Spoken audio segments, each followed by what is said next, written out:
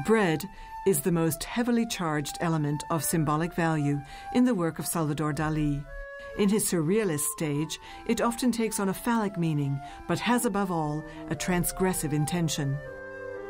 My bread was fiercely anti-humanitarian bread.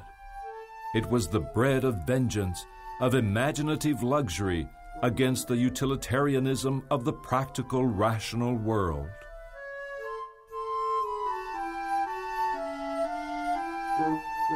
In the classical stage, it reflects his obsession with form. For 6 months, my aim has been to recover the lost technique of the classicists.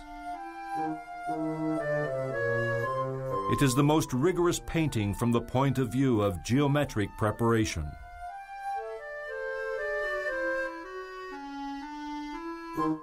And in the nuclear mystical stage, it takes on a clearly Eucharistic value. I painted in the center of the Madonna of Portligat, in the opening that the baby has on the breast, a bread basket with white bread, that I wanted to be its vital and mystic heart.